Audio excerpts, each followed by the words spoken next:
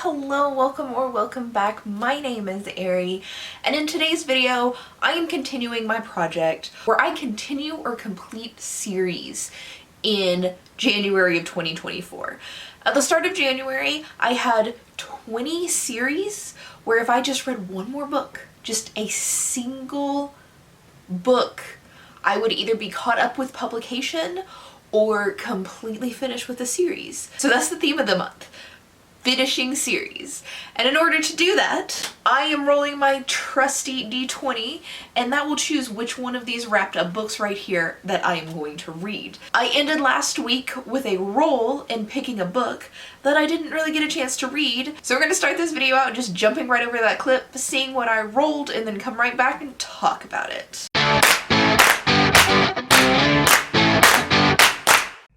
Alright, current goal is less depressing and not dropping the D20 on the ground. 13. 1, 2, 3, 4, 5, 6, 7, 8, 9, 10, 11, 12, 13. It's small. It's a paperback. Is it the next book in the Red Rising series? No. It is the final book in the Great Library series. As you saw, I unwrapped Sword and Pen, which is book 5, the final book in the Great Library series. This is I'm gonna say a YA dystopian series, but it's an alternate reality dystopian where the Great Library of Alexandria never burned, and it is now the governing body of the world. Think the Catholic Church in the Renaissance. Like, super powerful, super controlling, super political, and it follows some, children, because it's YA, late teen, early 20s characters who are coming on as students, future scholars of the Great Library from a lot of different countries. The first book in the series is Ink and Bone, and it follows a young man named Jess Brightwell, and he is sent to the library by his father as kind of a spy, as a thief. His father is a book smuggler because it is illegal to own your own physical copies of books. You're only allowed digitized copies that the Great Library provides. This is a found family type of story. There's quite a considerable bit of diversity. We have queer characters of a bunch of different backgrounds and religions, things like that. Overall, not particularly problematic. For me, this was okay. I really liked the first book in this series, which is why I continued and read the whole series, but it got really stale and really repetitive from book 2 onwards. The conclusion here is mostly politics and battles, which is not what I'm looking for in my YA dystopian, personally. And even though we've followed these characters for 5 books now, I do not give a shit about any of them. Like, they could all die, and I don't care. And the relationships that they formed, I don't care about. Additionally, a major issue I personally see in YA is that these young children are doing things that aren't really feasible. Like, children would not be doing this, adults would be doing these things. Without giving anything away, these kids have a little more power than is rationally possible, and they're smarter than everybody and ever in existence, which, if I could figure out these unsolvable clues in this book, then I think everybody in this universe might be really fucking dumb. Again, I liked the first book. I didn't really need to read the rest of the books in the series because it went downhill fairly quickly. I think at most this should have been a trilogy and not a 5-book series, because by this point, it's repetitive. It was kind of boring, but not bad. This is 3-star territory of boring, so not bad by any means, just not something I'm super excited to encourage you all to read. But if you want to read this series, don't let me stop you. It's perfectly acceptable. Let's grab the dice and go roll again. Time to choose another book. Hello, hello from my shadow. The goal is decent roll without dropping it on the floor, which I don't know if I can get, but I'm gonna try. 12, barely. 1, 2, 3, 4, 5, 6, 7, 8, 9, 10, 11, 12.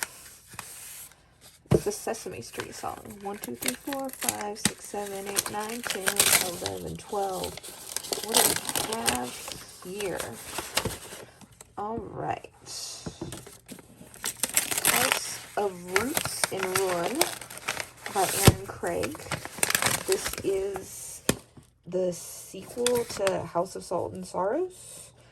But I'm not sure. This isn't like a direct sequel. It's just something set in the same universe, I believe. I have no earthly idea what this is about. But we're going to find out, aren't we? I'm going to DNF this. I'm halfway through-ish.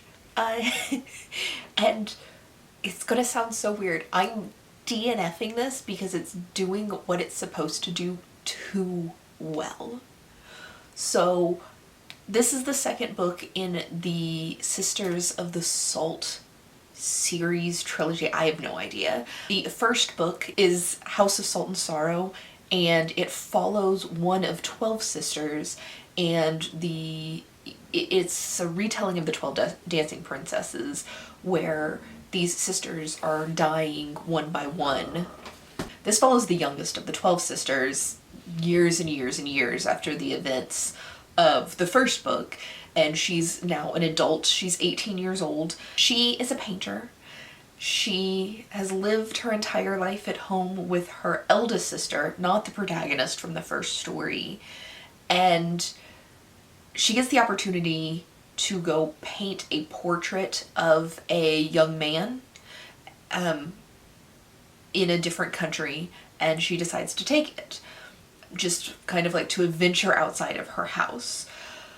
The situation that she is in with this young man's family gives me all of the ick. This girl has never been outside of her house, especially not by herself, and just the series of these people taking advantage of her in ways that I, as a reader, can see, and you're entirely supposed to see them taking advantage of her, and as a reader you're supposed to know that she's being taken advantage of, but she doesn't know that she's being taken advantage of because she's a 18-year-old child who has never left her own home and dealt with a lot of trauma in her life. Aaron Craig just does such an amazing job of that just feeling of something's going to go bad, something is coming. And I don't want to feel that way, but she's doing such an amazing job of it that I can't like stop myself, and I just keep putting down the book because like I don't want to know what comes next. So I was like, why am I reading this? But yeah, I'm literally DNFing this because Aaron Craig is doing such an amazing job of writing exactly what she set out to write that it's making me uncomfortable and I don't want to read it anymore. But yeah, if you are unlike me and you want that eerie ick feeling that this poor girl is being taken advantage of and something really, really awful is going to happen to her because she just doesn't know any better, I have the perfect book for you. But I don't want to read any more of it. So yeah, I'm just gonna, I don't care. I don't care where this goes. I don't want to know where this goes. So I'm gonna roll again. All right, what's the likelihood of keeping this on the table? Probably pretty low. 13. 1, 2, 3, 4, 5, 6, 7, 8, 9, 10, 11, 12, 13. Perfect. Perfect, perfect, perfect. Because this is not going to open very well. Saga. Volume 11, I think. Yes. Saga, Volume 11. This will just take me 15 to 30 minutes to read, and I'll come back and roll again. Saga Volume 11. Saga is a sci-fi, obviously graphic novel series that follows a couple who are like residents, peoples of warring planets, and they're known as like wings and horns.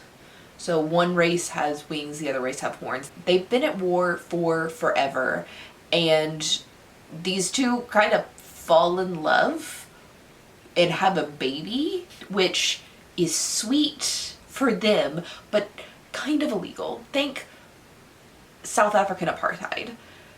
And they're kind of on the run from both of their respective governments. The whole story is told from the perspective of their daughter, and she's like reminiscing back on her life. But obviously she's a baby, so she's like repeating stories that her parents have told her as an adult. The first 9 volumes of Saga I absolutely love.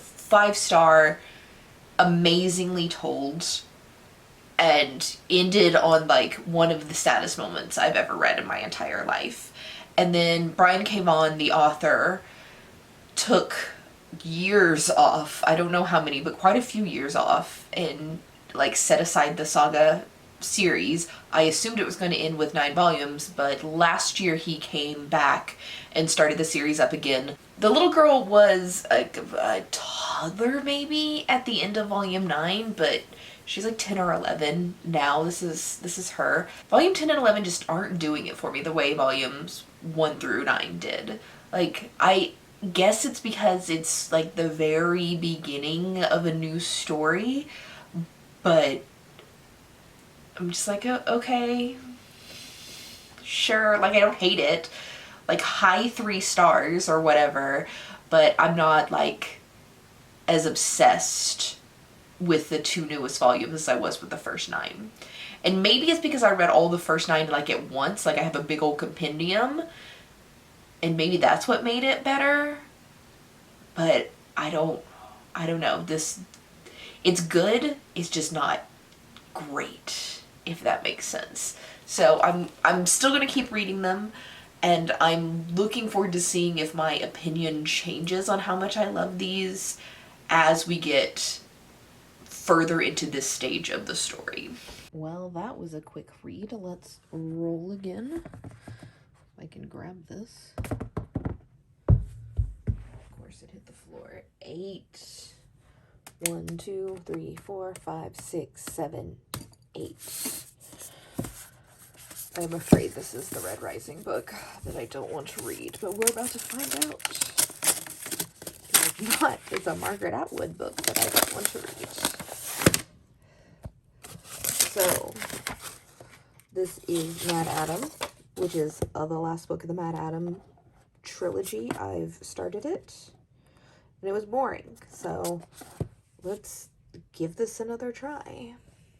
Alright, DNFing another book. First off, if you hear weird noises in the background, it's super windy today, and it sounds like there's a freight train in my backyard, but it's just the wind. Nothing I can do about it. Back to DNFing this book. This series is the Mad Adam series by Margaret Atwood, and it contains 3 books. It's a trilogy.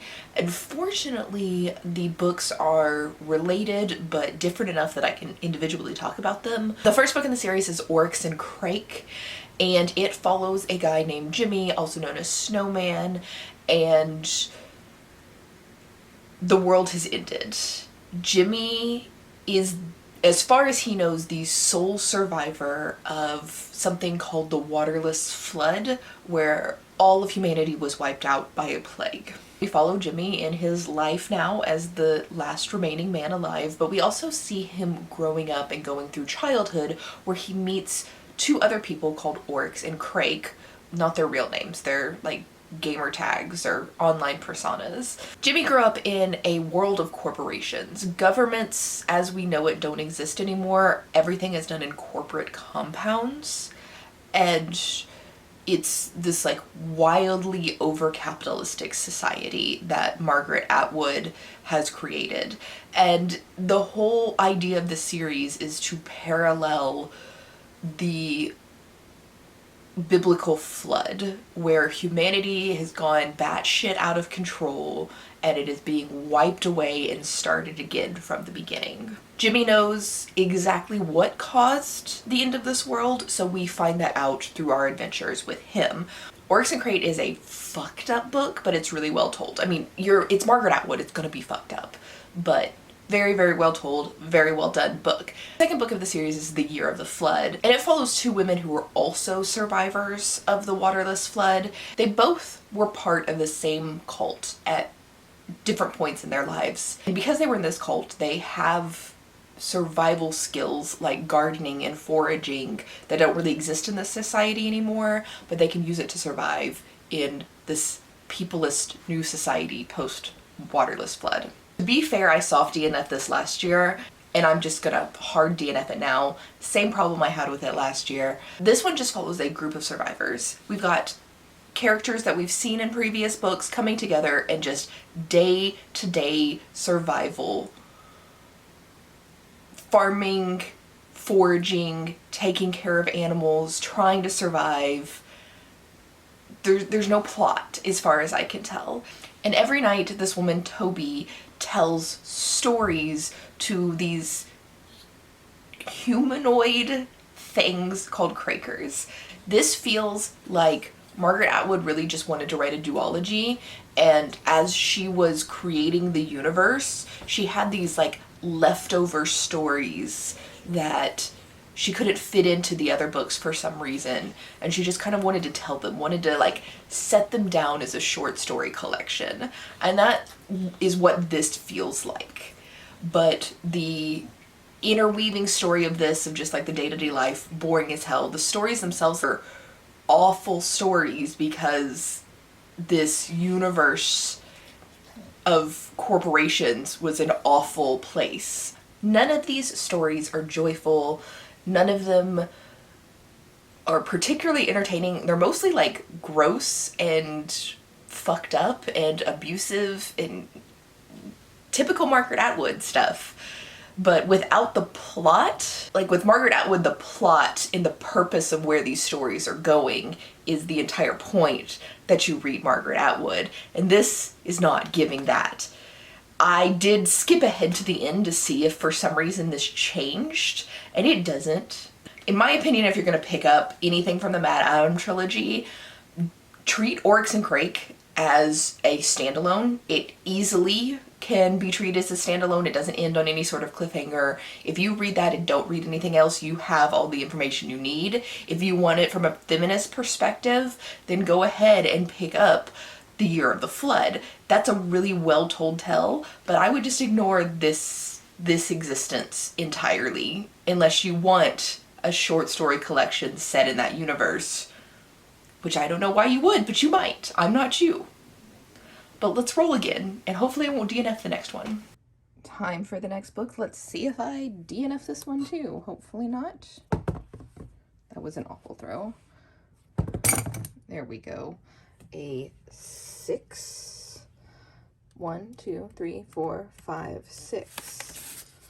I have no idea what this one is. That is the only book that I 100% know what it is. Ooh. A Sleight of Shadow by Kat Howard. This is the second book in the Unkindness of Magicians series. This one is one of those series continuations that don't really need to exist, but I'm interested in revisiting this world, so let's read it. I am done with A Sleight of Shadows, which is the sequel to An Unkindness of Magicians. This is a really interesting sequel because, again, it's one of those sequels that didn't really need to exist, but I think this is done well for not needing to exist, as opposed to other sequels that aren't. An Unkindness of Magicians, I think, was originally planned to just be a standalone. It reads perfectly fine as a standalone, and this one only really exists for the people who want to spend time with the characters from An Unkindness of Magicians. Again, it's kind of an exploration of the next stage in these people's stories that doesn't necessarily really need to exist. It can exist, but if you didn't really love the first book, you don't have to pick this one up. This series follows magicians, basically, magic users. I feel like these characters are written more like witches or wizards than they are what you would typically assume to be a magician, but they consider themselves magicians. And they have like an underground hidden world in New York City, and every so often they have this competition where all of the families have to fight for their place in this society. Houses can rise up, fall, a different house might become a leader, or everything stays the same. You can represent your own house, or you can name a champion, and the first book kind of like follows this magical event and a ton of different characters. I thought this was fine. I enjoyed it well enough. I would say like a high 3-star. My only real problem with both this book and An Unkindness of Magicians is this is like a 300-page book. It's very short. It's got like 20 perspectives. There's so many perspective characters. Like, pick one and chill. You do not need every single character's perspective. But yeah, it's fine. Again, read this if you really loved An Unkindness of Magicians and want to revisit the characters. If you didn't really care, you don't have to pick it up. You're not missing anything. Time for another bookie. 8. 1, 2, 3, 4, 5, 6, 7, 8. I have no idea what this is. Oh no. I do know what this is now. Morning Star by Pierce Brown. So, book 3 of the Red Rising trilogy. This is the only book wrapped up in here that isn't a conclusion to a series, because this ended up on my TBR for this month as like the series jar pick. So it concludes like this trilogy in the series. It just doesn't conclude the entire series. So let's pray to God that I actually like Morning Star. Morning Star, third book in the Red Rising trilogy. Red Rising is a Roman-inspired sci-fi where peoples are divided into classes based off of color, and not like the color of their skin. It's like gold, red, pink, obsidian, like colors. The highest class is gold, the lowest class is red, and our main protagonist, Darrow, is a red on Mars. He and his people live underground, and they believe that they are terraforming the planet, mining the planet, so people can flee Earth and live on Mars. Finds out right at the beginning that this is not true, that people have been living on Mars for generations, and something else happens that I'm not sure is a spoiler or not, so I'm not going to say it, but Darrow chooses to join the resistance and infiltrate the Golds and then try to overthrow them from the inside, and then that's what this whole series is following. People love the Red Rising trilogy, like love the Red Rising trilogy, and I'm not one of those people, but I don't hate it. I'm just kind of ambivalent about it. It's fine. It's just not the greatness I keep hearing about. So while reading this book, I was trying to think of like, why don't I love this as much as everybody else does? And I think it's Darrow himself. Darrow is our perspective character through this entire trilogy, And I don't like Darrow. And when I say I don't like Darrow, like, it's a very ambivalent dislike. Like, I don't like frat boys, where if I'm in the presence of one, I'm kind of like, ew. But I don't really think about him a lot, so I dislike him, but I don't hate him. I think if I was reading from a perspective character that I loved or even liked, it would be fine. Or if I was reading from a perspective character that I hated, I at least have some sort of feeling. This is like a 2.5 star type of dislike. It's like, yeah, I don't like him, but I'm really gonna think about him ever again. I don't actually care if Darrow succeeds, but I do care if the reds and the low colors succeed throughout this series. So it's just kind of a type of situation there. Not only do I not really care about Darrow, there's not any side characters, or at least important side characters, that I care about either. Like, I kind of dislike all of them. With not really caring about Darrow as a character, there's other things that I would find in a book to make me really like it, and none of those things are really here. Relationships is a thing that I really, really enjoy in books, and not necessarily like romantic relationships, but just friends, family, some sort of relationship that I can root for. And you don't really get that here because all of Darrow's relationships are frayed in different ways. And I'm not gonna really go into it because it'll spoil some of the story, but if you've read this, you understand that all of Darrow's relationships are, if not torn to sunder, at least frayed around the edges. My favorite character in this series is actually a villain, and that's Aja. She's the person that I would most like to read from. I like her as a character, not as a person. She's evil, but I like her the most. But she's such a minor character that there's no way she could carry this story, at least as it exists now. Like, if Pierce Brown were to write like a whole separate book just from like Aja's perspective, I would eat that shit up. But as it stands now, not enough of a character for me to really love this series like everybody else does. That's not to say that Pierce Brown doesn't do great things with this series. Like, the fights and the battles in this, great. And there were some things that were really funny.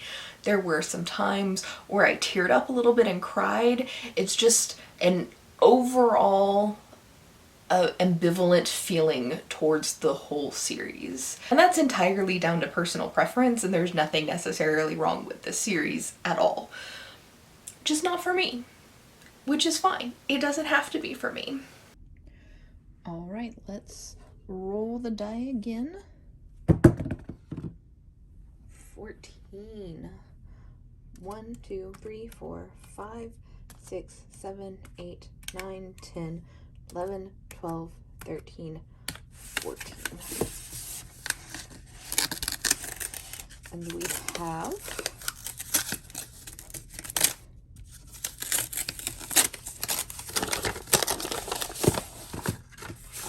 The Light Strip by Sunya Mara.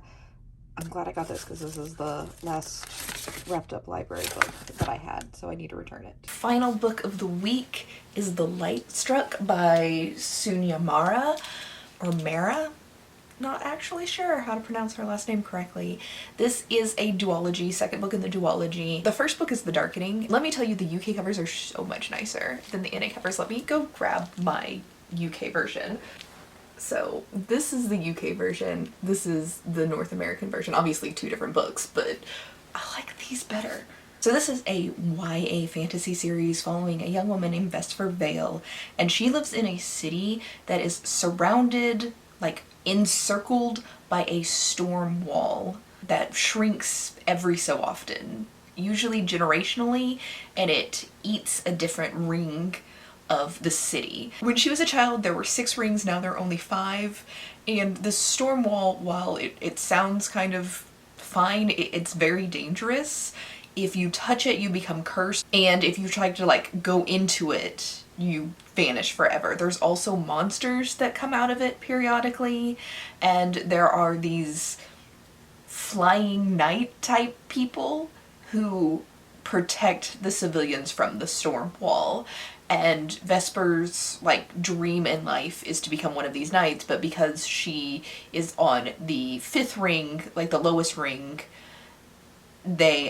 she's like the poorest part of the citizens. The higher the ring, the more wealthy you are, with like the palace being in the 1st ring. For me, the magic in this series was really cool. The story was very interesting. It's kind of like a palate cleanser like series where it's not that serious, but it's entertaining. You're not gonna get like the most in-depth world building or politics or even like a heavy romance, because it's YA. There's not really much of a romance in here at all, but it's fun, it's entertaining. Like, I enjoyed my time with this story and I didn't have to like think deeply about every single plot point. The plot twists in here were kind of interesting, kind of cool. I enjoyed it. And I'm glad I read this. This is like a 4-star read. If it sounds at all interesting to you, I recommend it. That is going to be all the books that I read this week. There's 4 back there, but there are 5 left because Emily Wilde's 2nd book comes out this week, and it's supposed to get delivered today, but there's a blizzard outside. It's snowing, so I don't think it's going to get delivered today. I think I'll have it tomorrow. But that gives me 5 books to read throughout this week. Hopefully I can get through all of them. Thank you for being here. I will see you for another similar video next week. Bye.